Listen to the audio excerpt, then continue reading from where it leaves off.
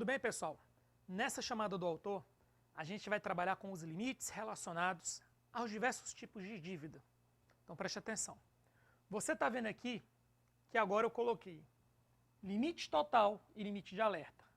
Primeira dica para você, não existe limite prudencial para todos esses limites aqui relacionados à dívida. Segundo alerta que eu te dou, por que esses limites eles acabam se tornando um pouquinho mais difíceis? Porque esses limites aqui, você não encontra eles discriminados na própria LRF.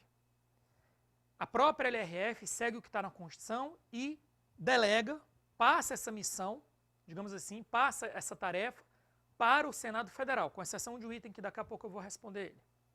Então, por isso que, às vezes, o limite da despesa com o pessoal está de forma explícita, escrita e literal na LRF, fica mais fácil porque as pessoas já leem na lei, os leitores, diferente desses limites aqui que não estão de forma explícita na lei, mas estão em diversas resoluções do Senado Federal, com exceção de um item. Então, esse é o primeiro ponto. Segundo ponto é que quem é o responsável por todos esses limites?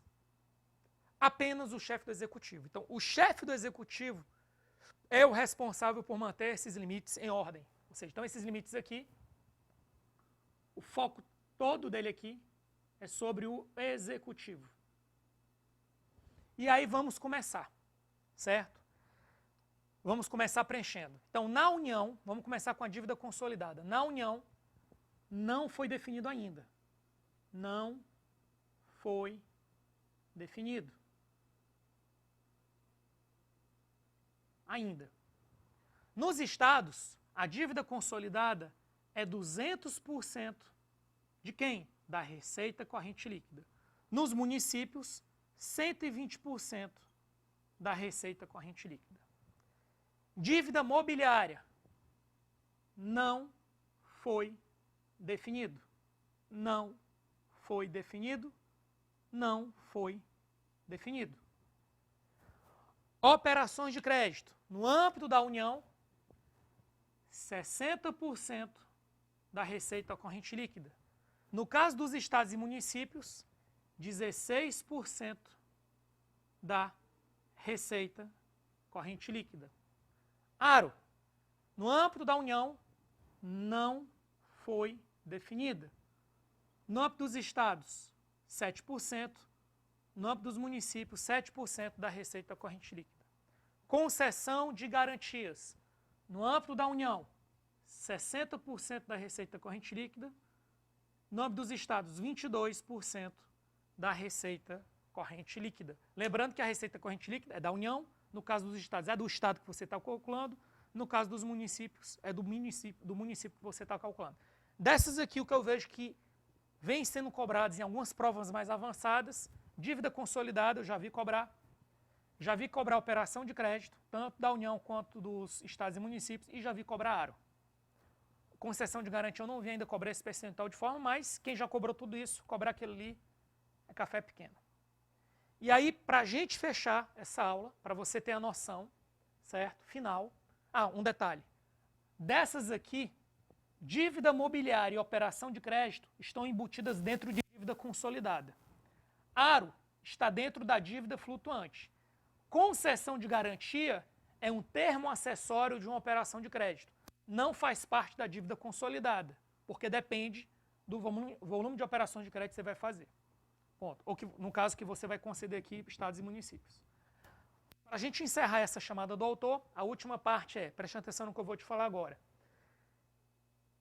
Desses limites aqui, esse primeiro limite, que é a dívida mobiliária federal, é definido por lei.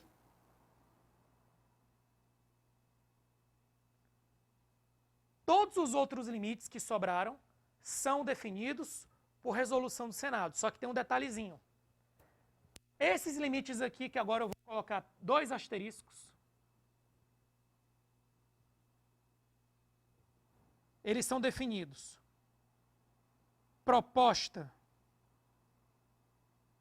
de iniciativa do presidente da República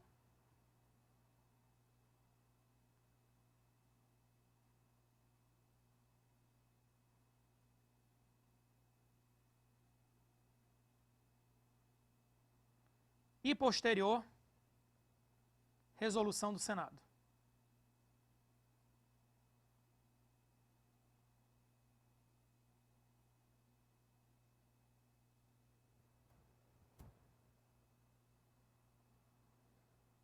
Os demais, que eu não marquei,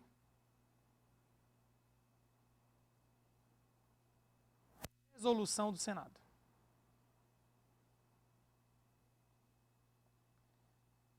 Então, pode ser que seja cobrado na sua prova o seguinte: